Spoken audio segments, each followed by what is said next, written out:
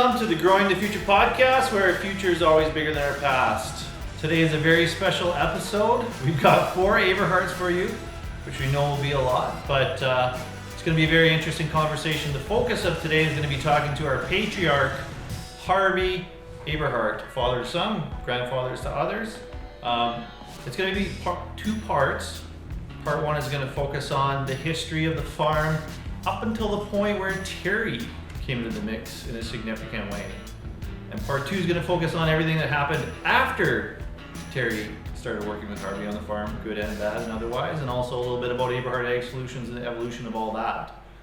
I'm really excited to pick Harvey's brain about a variety of things, but before we get underway asking Harvey a few questions, I wanted to ask my co-hosts here, Terry Aberhart and Holden Aberhart. Terry, what are you excited about for this conversation today? Yeah, really excited to be here. Was just thinking, I guess the last time we did a podcast together was the first podcast we ever did. So that's pretty cool. And yeah, just excited to be here with everyone and especially to have Dad on the podcast. And I think one thing that is always really fascinating is business and family, and farming is a lot about family, and there's a lot of good in that. There's also a lot of challenges and that kind of thing, and so just kind of excited to share that with all of us here and with my son and Holden, and looking forward to the discussion. Awesome. Holden, what are you excited about talking to your grandpa about? Well, I'm excited to ask him a few questions and to learn about how all of this farm came to be. Awesome. Harvey, are you excited about this, or are you feeling like you're on the hot seat right now, maybe a little bit? Oh no, I'm glad to be here with all you guys and discuss where we started and where we're going. So yeah, I'm glad to be here. I feel like there's so much that we have to talk about. There's a lot of things that I don't know, and I'm glad to have this opportunity to ask, and it will be on the internet forever. But it's really timely for us because I think we've come together as a family like never before through lots of hardships. And Dad is turning 70, and Holden is turning 14. And so we're sort of in this transition stage, and I think it's going to be a great moment in time to capture for all of us. So there's probably going to be some laughs and some tears and some good storytelling. So stick around. So we wanted to give the first question to Holden to ask his grandfather. Why don't you hit it, Holden? So, Grandpa, the first question is, how did Aberhart Farms get started?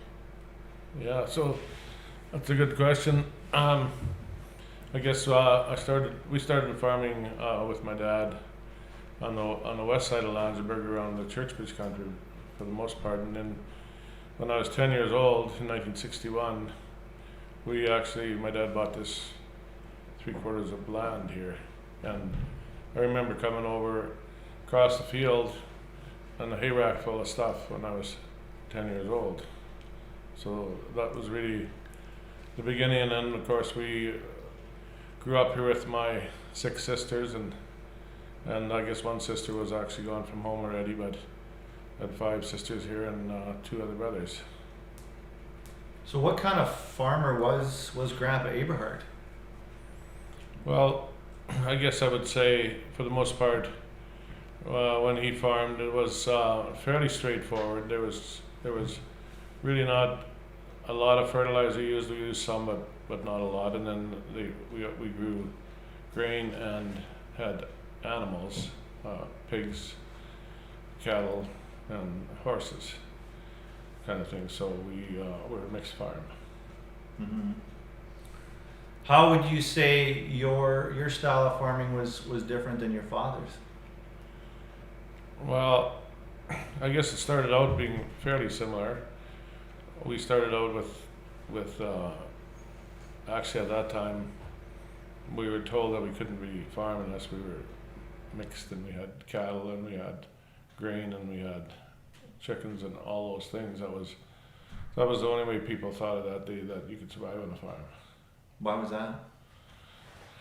Well, I just think that's what they believed because they relied a lot on animals to even for their own table, for their own food, and then with cattle and milking cows and cream, paid a lot of the day-to-day bills, the grocery bills, kind of thing. So yeah, they just didn't feel that you could live on grain alone, kind of thing. Do you know why Grandpa really got started in farming? Was it just something you did when you come to Canada, or was he passionate about it? Oh yeah, I think they probably wanted to farm. He started out as a drayman in Landsberg, and he actually worked for other farms, other farmers to start with, and then slowly got into renting a bit of land, and basically that's how we started, was just renting some land. And didn't they live in a grain bin when they first? yeah, I believe we did, or they did. There was, I think, a couple of grain bins that were used, and I don't remember it very well, but I think the kids probably stayed in one bin and parents in the other one. You had your own bin. Yeah, we had our own grain bins. Yeah, and Holden complains when he can't have a TV in his room. Honey, you want to go over to the other bin and check and see if the kids are still alive? Yeah, Is that why you have 9 kids, I guess, in those days? To put them to work, eh? I guess so. There's some story about 11 years of summer fall and then 9 years of crops. Yeah, that was basically the story. Is my mom and dad actually were married for 11 years before they had any kids, and then there was 9 of us that lived. There was 1 or 2 that didn't make it for very long, so there was a big family. So you had a chance to farm with your dad and your son and your grandson, but how was the working relationship with your old man? For us, it was a pretty good relationship. I think I never really farmed a lot with him. Actually, I didn't really intend to farm. My older brother Stan was gonna take over this farm, and then there was a few issues between them two, and then it turned out my dad decided that if we didn't come and take it over, that he would sell it out of the farm. So we decided, Debbie and I decided to come and farm with my dad for a bit, but we didn't farm very long together. And then we took over the farm. We started with dairy cows. Started with beef cows actually, and then transferred into the dairy because really, again, we felt that you weren't going to make a living just on a few beef cows, and the dairy was definitely what was going to pay the bill. So we did that for about 5 years, and then eventually sold the dairy cattle because we didn't really have an infrastructure to keep going, or we would have to put a lot of money into it. So at that time I went to the potash mine, and I worked at the potash mine and grain farmed for a few years. That seems like a theme when I was growing up too. It was that you really couldn't rely on the farm to be a living. Is that something that your dad, or maybe it had to be mixed, or there had to be other income because the crops couldn't provide? Right. Yeah. That was really the mentality. Yeah. And it wasn't until part 2 we'll talk about where Terry convinced you to come home and farm full time that that paradigm, maybe the times just changed. But so you said you didn't really want to farm. You weren't really thinking about. You were the youngest, I guess, of the boys. Yeah. I wasn't really. I could say that I really, at that time, really didn't. I wouldn't say that I wouldn't want to farm, but it wasn't really a priority in my life. And that's why when I left home, I ended up getting an electrical ticket because that was what I thought I would do with the trade, and I never looked back on that because it was nice to have. And I actually left and got my ticket at a young age. When I was 21, I had my journeyman electrician license because that's really what I thought I would do the most of my life. So one of the things I was kind of curious about, the reason why, and you kind of stated that a bit too, but I think, sounds like part of it was you didn't want to see the land go out of the family, but, going through those early days of farming, like with anything is usually probably there's lots of challengings and ups and downs. What were some of the things that you learned that were really valuable, or if you could look back and do it over again, is there anything you would change? Is there things that you would keep the same? Buy more land. Yeah, no, I'd probably change some things if I had to do it again. Like Debbie had a really good job in Russell, and she quit that to come and milk cows and help with, first. I don't believe she was there with the beef, but with milking she was there, and I guess if I had to do it again, I'd probably just leave her working in this city, and she'd have been content to do that, and it would have probably provided some income for us for other than the farm. I guess if I had to do it again, that's probably what we would do. And I was really never. I don't really consider myself to be a very good cattleman. So Really? So my heart wasn't in that. So Shocker. That's probably why we're not doing it today. Probably. Yeah. You have a question, Holden? Back about the electrician, I had a question. Why did you want to learn how to be an electrician? Why did you want to? I guess that just kind of started when I was quite young. I went out and was a laborer working on job sites and stuff, and somehow one of my brother-in-law's brother was in the business in Churchbridge. I started working with him a bit, and I enjoyed that part of it. I enjoyed the work. I enjoyed the learning, and that's really what got my interest. So, for me, it was always interesting watching how much you worked, all these different careers that you had off the farm. How did you manage your off-farm career feeding into the farm, and what were your goals in terms of, having this farm plus a full-time career? Well, I guess in those days we never really had goals. You didn't do an impact filter No, before you went to work at the I mine? didn't do an impact filter, and I didn't have a big audacious goal to follow. I just kind of did whatever I felt I had to do, and by having an opportunity, I think a lot of the things that I did in my life, when I had my journeyman ticket when I was 21, was a really good thing to have in my back pocket, because I thought if I failed at whatever I was doing, I always had that to go back to.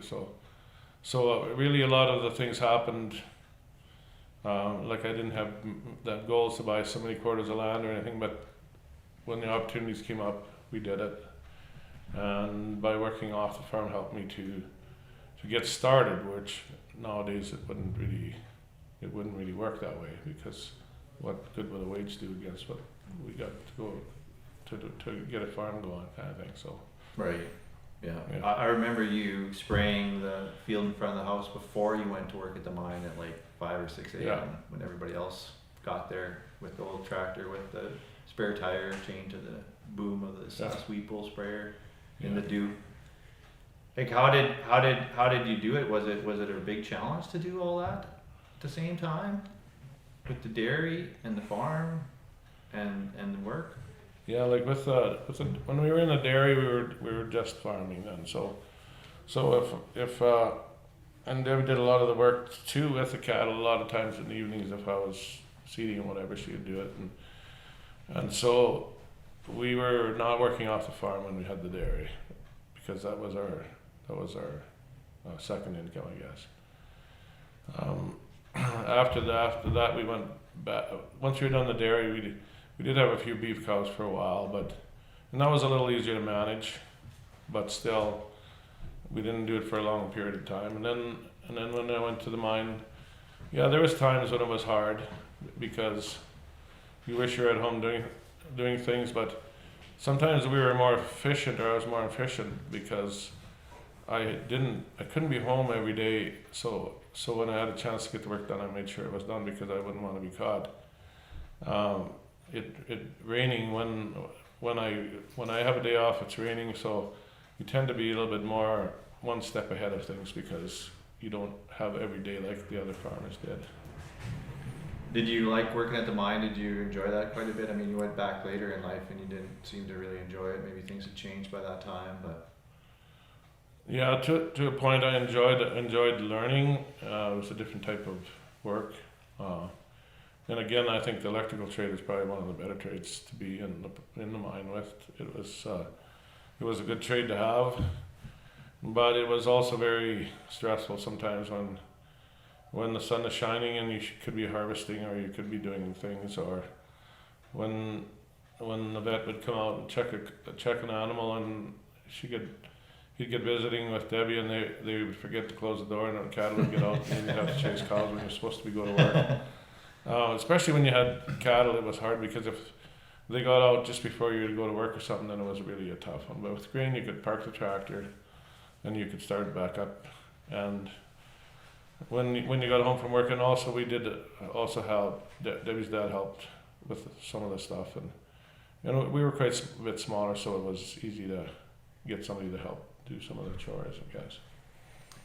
One of the things that I always enjoyed listening or hearing about is when you tell some of the stories of when you were younger, working on the farm with either your brothers or your sisters or your dad, and when you'd get in trouble, or I can't remember all the stories, but I know there's some pretty good ones that maybe would be good for Holden to hear the kind of maybe one or two of those stories that you remember that you guys kind of got a little bit into the weeds or into trouble a bit and got accosted for it. Yeah, I don't know if I can even remember what you're referring to, but my oldest brother was he was very adamant about how we did some things, and he was actually, I would consider him to be maybe a bit meaner, and he kept us in line. And when we get out of line, even I can remember him throwing a milk pail at me in the barn because we didn't do things quite the way he wanted them done and stuff like that. So, but other than that, I can't remember working with them too much. I can remember my dad. We had one of my sisters had club feet, so she had a bike, trike in the yard, and he parked. We used to park the truck on the hill here because it wouldn't start otherwise. So he told me when he left that I shouldn't touch the truck, whatever I did. So, anyways, I guess I didn't listen very well, and the truck rolled backwards and rolled over the bike. So I wasn't very popular, and then there was one day when my brother Stan and my dad were pulling an old Massey combine around the yard in front of this shop here and trying to start it.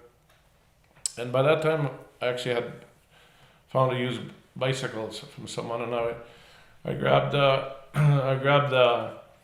they used to have a little bar around the straw spreaders, so I grabbed onto that, and I was kind of close along the bike until they popped the clutch on the Massey combine, and the back end went up in the air, and I went with it, and my bike rolled underneath the wheels of the combine. When it came down, it just smashed the bike, and I could still remember my dad. He just got me on the ground. He was just pounding on me and saying, like, you know what you did. Like he was just upset because he could have killed me if I had went underneath. But and I remember my mom saying, "Stop, Alec! You're gonna kill him, Alec." So that was some of the things that we did when we were kids that we should have been doing, I guess. But well, didn't Grandpa Aberhart spill a tank full of chemical or something by the well, and you guys still all turned out amazing? Well, that's true. It wasn't my grandpa. It was actually my brother. My brother Stan. We used to have a well just out in front of the shop here again. It was a shallow well, 35 feet or whatever, with a big diameter well, and he let open the hydrant and let the water into the sprayer, and then it was actually running into the well, and so there was some chemical that actually got into the well. I think there was another time when the hydrant was shut off, and it actually when you shut the hydrant off, it actually draws back, and so we did have some contamination in the well, and it's really, I guess we're fortunate that we didn't have some real health problems with it. But there's probably a standard operating procedure at Aberhart Farms. Yeah, that's right. Yeah. Don't fill the sprayer from the well. Yeah. Don't mix the chemicals for the crops Yeah. with the drinking water. Yeah. For the folks living on the farm. Pretty crazy though. The year I was born, I guess you guys built the house that Terry and Lachelle are living in now with your hands. Yeah, we came to the farm and I started, and we didn't really have nothing. Basically, we didn't have $50, you might say. But anyways, my dad wasn't really a kind of guy that thought we should have a trailer. We probably should have maybe had a trailer to live in, but we agreed that we'd do a house just because we just didn't want to have. My dad didn't really believe in trailers, and I didn't either. So we built this house in 1974. We bought it from Nelson Home, and it was a package deal, which it was kind of like a puzzle. They had all the plywood was marked for the floors, and a lot of the stuff was marked out, so you could. So we built most of it ourselves. Between my dad helped me, and my neighbor Marvin Shep came over lots, and we set most of this up ourselves. Other than the concrete, Stan had a backhoe. He dug the basement. My brother Stan dug the basement, and then Rudar did the cement. Other than that, we did everything. And I can still remember being on 24 across the creek and seeing this house come on a semi truck. It was pretty much all there. The gyprock, everything it was all packed on the truck. So it's and we were pretty lucky we did that when we did, because at that time we spent about $17,000 because I was an electrician and Debbie's dad was a plumber, and we did all the work ourselves. So we didn't even spend like 20 grand on the house, although we didn't have carpet on the floor right away. We kind of got by with plywood for the first couple of years, possibly it was. Yeah, I don't remember that. You must have had carpet by the time. My first memories, but I remember in the other house, I just have one memory of Grandpa Aberhart. I stole his cane, and he was pissed.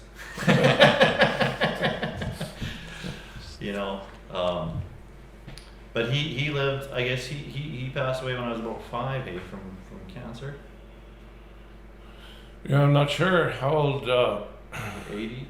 I think Damien was just born, so however Maybe much it's younger you were from that under Damien, I think. Probably around that age, I would say. Mom said you were really excited when I was born, and it just wore off a bit, but. Yeah, I guess you got to remember. You have that effect on people, I guess. Yeah. The beginning is great. Yeah. Well, it probably was pretty exciting for us because we were married 5 years too before we had children. So yeah, it was time for us to move on with that. So Holden had, I seen he had a good question that I was thinking of asking too. Yeah, ask your question, Holden. Which one? Well, the next one there. When he was young. Oh. Like this one? Yeah. Okay. You're up. This kind of ties to like new farming, but like what are some things about farming that like haven't changed since you were young, like that have stayed the same through all this time? yeah, well, I think of course our seasons are the same. We need to seed in May, although when we first started farming here, we waited for wild oats, so we never started seeding till the 15th of May usually, or later, just because we waited for weeds and we tilled them under, and wild oats especially. But other than that, things are very similar. I would say, as far as similarities go, like we still put similar seed in the ground. Maybe we never treated it in those days, and a lot of the seed was used, our own seed used for sure, and in some cases even some bin round seed, which would be not even cleaned by a cleaner kind of thing. But there's still a lot of similarities about. We used to grow wheat then, and we still grow wheat now. We used to harvest in 28th of August. We used to try to get going when my mom's birthday. We remember quite often. That's kind of our start of our harvest. So that hasn't really changed. And a lot of the crops we grew, at that time we called it rapeseed. It wasn't canola, but we grew all that, and we grew flax, and there's a lot of similarities of the crops that we grow in this day.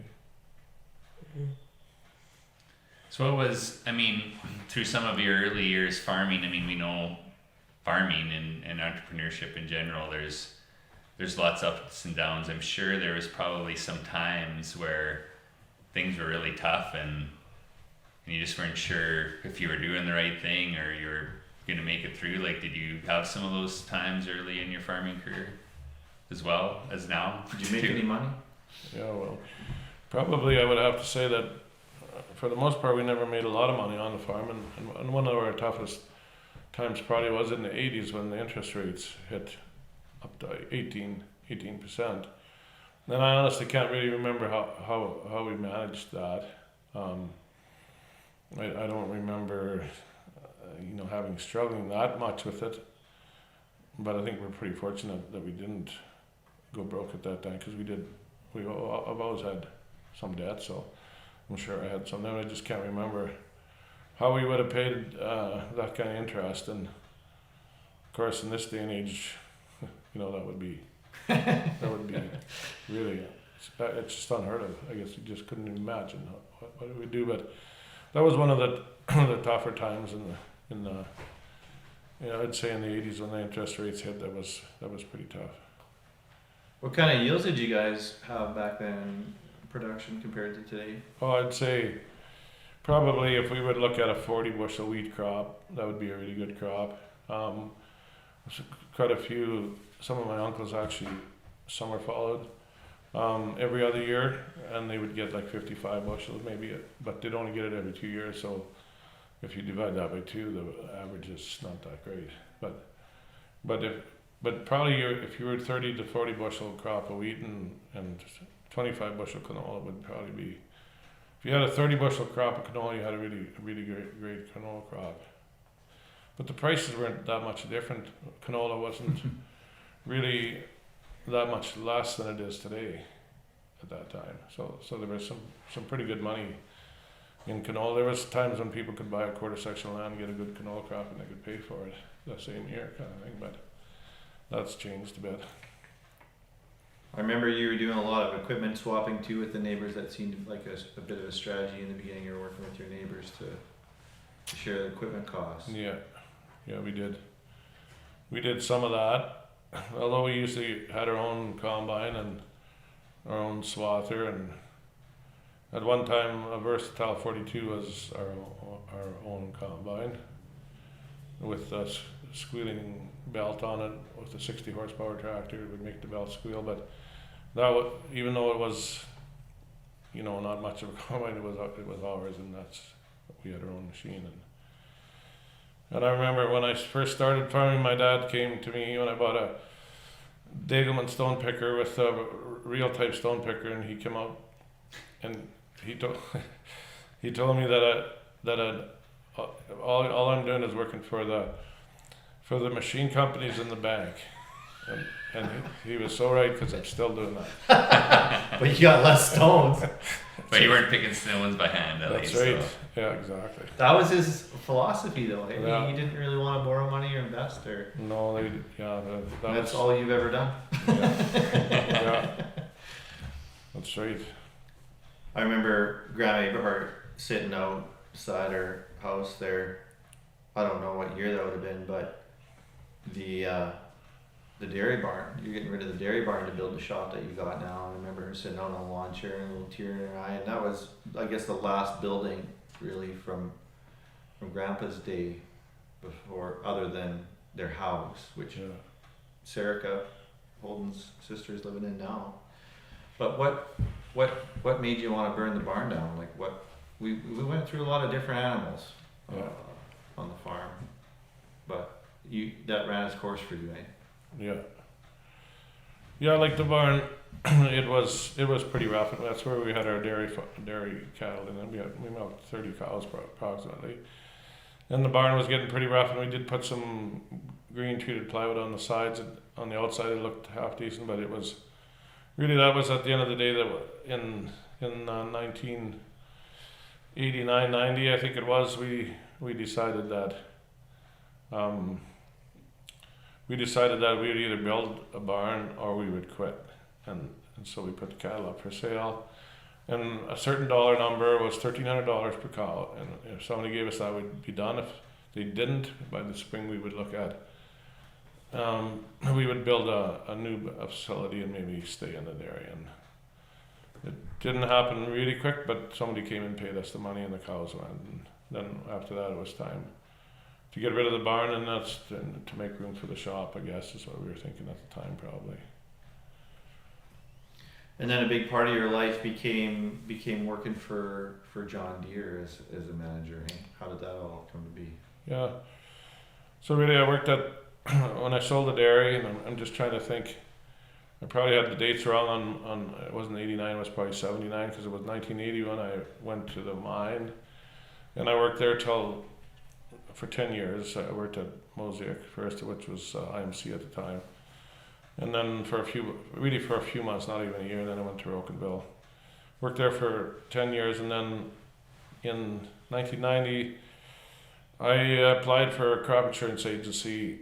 For whatever reason, I decided I should do that, and that's what I did. And it was interesting and challenging, and then after about 5 years of that, the company in Mooseman bought out the Russell store, and I was actually going to go sell equipment, and then they asked me if I would manage the store. After talking to me on the phone, I had an interview with the guys, and they so they ended up asking me to manage the store. So I was there for near 10 years there too, likely something like that. So you had the theme of the podcast is entrepreneurship. You had a really interesting experience at the store where, after working there for 7 years, you lost $100,000 you invested with somebody that essentially was not managing things properly. That was a big blow at the time, both I think for you personally and professionally and financially, hey? Yeah, that was a big amount of money for us at the time, and really we actually waited for quite a while before we decided to join the team, but that just nicely turned the money into them, and then things hit the fan a bit for the company. And so what happened there? Well, I think basically we had a manager that was he was very smart, except he wasn't using his brilliancy he was using it the wrong direction, and I think part of it was maybe some of the management on our end of it too. Maybe he should have been watched a little closer, and so, his talent that he had could have been directed in a little bit better direction. Would have made a lot of money for us, I guess. And so and then what happened is he just kept on financing things. Some things were financed twice that were two different companies, and that kind of thing. So anyways, it kind of went downhill, and we were lucky, I guess, in a way, because we had already signed some guarantees to John Deere, personal guarantees, on top of that, and they were like $250,000 each. So we were fortunate to talk our way out of that, because that would have really set us back. That would have dumped us, I guess. So. Kind of a double whammy. The investment didn't turn into X amount of times of money you were maybe hoping for, and then that whole thing folded. Yeah. I'm thinking a little bit about a story too, where I was there to see the barn burn down, and then you built this shop. I remember looking out the window at these guys. I couldn't believe them climbing over the rafters and putting this magnificent, crowning achievement together, essentially for you as kind of a culmination of a lot of your hard work. How did that feel when I ripped it down? I was wondering where you're going with that, because I was going there next if you weren't. Yeah, well, you might want to tell that story. Yeah, that was one of our. This is the part Have you heard this story? You shouldn't listen to this. You haven't heard this story? But how I ripped this shop down? Yeah. After a night of partying? So I think we were in Winnipeg. I'm pretty sure Debbie's mom was in the hospital or something. So we were there with her dad, and Dan had decided to have a bit of a party with some friends over that night at the house, and anyways, I had this shop was never a insulated shop. It was just a storage shop. But I had a 4850 tractor with a bulldozer on it, and I had a 32 foot, I believe it's 32 foot air seeder, and I backed the whole thing into and winged it out so that I could work on it whenever I had time and whenever the weather was right, because we never had any heat or nothing, you know. But so anyways, we got a call from Dan that there was a bit of a problem. He kind of tore the front of the shop out, and what had happened is there was a lot of snow that night, and he had his friends over, and they kind of got on the tractor. There was a bulldozer on the tractor also on top of things, so they were kind of trying to get the bulldozer leveled and make sure they pushed the snow, and they drove out of the shop, but they forgot to look at the cultivator was coming with it, and the cultivator was wider than the door, so they pulled the beams of the side down, and the door fell on top of the cultivator. That's the way it was. So yeah, their 4240, I think it was the 4240. The wing of the cultivator hooked into the cab and pulled it out too, and yeah. it was just like the most tangled mess. I look back, it's the most tangled mess of equipment and mix of shop and equipment, iron and wood, and you can ever imagine. And it just went over and I'm just kind of wondering like how long it took before you guys were able to talk again, because I remember Dad coming home and just like basically being in tears, like Well, just you know like what how could yeah. you do this to me? Yeah, that's what he said. How could you do this to me? And I went over to Grandma's when it first happened. I just kind of like, what am I gonna do, Grandma? And she was just stunned too. Like I don't think she could process the sight because the thing was pretty much brand new, and she's looking across the yard. And it's just a tangle of iron and wood and smoke, basically.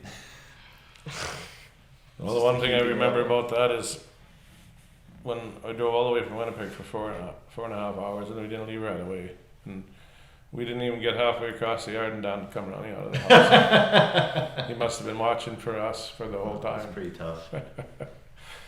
So yeah.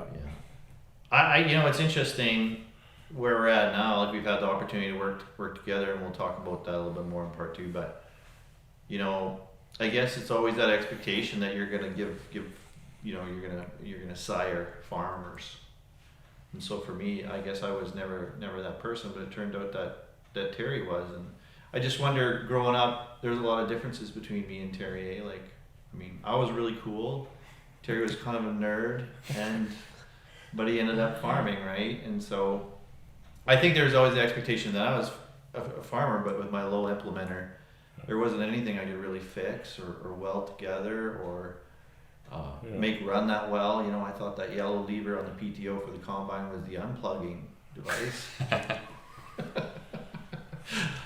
But I wonder what that's like, you know, when you have expectations and you have kids and how they all grow up differently, and we were very different kids, weren't we? Yeah, and a lot of that I don't remember at all. I was probably your mom would remember more than I do, but I never really had any big expectations, and you know, I didn't really have a big plans of growing the farm a lot at the time. But first Terry was interested in doing that, and we got to the point where Dan wanted to come out and help from Brandon, and he'd come out and he'd you know really give him $1,000 or so by the time he'd left, and then it started adding up the damages that he did. So I just told him if we just give him $1,000, he stays in Brandon, it'd be cheaper for us. Yeah, I remember you always saying those things. I always thought it was interesting. You know, for me, I was probably around Holden's age or even younger. Like, I don't know what it was, but I just always, from as early as I can remember, I always wanted to farm. I always wanted to farm. I just really loved it. I remember even when I met Lachelle, you know, 17, when I would start dating a girl, I'd be kind of like, well, just so you know, like, I'm going to be a farmer. So, like, So you married the first one? That was cool, right? But it reminds me, you know, we had so many amazing memories living in the yard here when we were young, and Grandma was across the yard, and we would always go over there and knit with her or watch soaps or whatever, or stay overnight and stuff. But I was just thinking about the aspirations, and it's kind of unique in a way because, you know, I'm not sure Dad was as passionate about the farm initially, and I was always from the beginning, but I see now, like over time, like now at 70, he is super passionate about the farm, and sometimes when I'm looking to pull back on the gear or hit the brake pedal a little bit now, you know, Harvey's kind of chomping at the bit or driving ahead, and it's kind of funny, but it reminds me of when we were really young, we were in the garden one day picking portulaca, and Right. and like we were talking about like what we want to be when we grow up, and I just remember Dan saying like, I want to grow up and be retired just like grandma and watch soaps all day. That was his aspiration at the time, and I was like, oh, I'm going to be a farmer or whatever, but I remember that was kind of a funny memory. Well, it's funny for me too that you mentioned that, because for me it's about freedom. I think was really what I was talking about. I mean, I know now I'd be very bored very quickly knitting and watching soap. You know, even if grandma was still around. But I did enjoy that a lot, and we were lucky to be able to always run over for a good portion of our lives, I guess, to have grandma there, and that little house has always been special. But for me, I had lots of great memories, you know, growing up and all the stuff we did in the creek. You know, we just took a walk there the other day in -30 right to the end, almost to Ramus's, and it's a really special place. But I guess for me, part of what I saw growing up on the farm was, you know, that the farm maybe wasn't a viable solution. I wasn't able to think big enough that it could be self-sufficient, a business unto itself, and that you had to work off the farm. And it just, that I guess was part of one of the big things that never appealed to me, but you always encouraged me. There's a lot of things you can do in agriculture besides be a farmer, and you always kind of encouraged me to do that, but I had to get a little bit more rock and roll out of my system. But I think back then that was kind of the mentality, like Dad said. I mean, it was hard to just farm, right?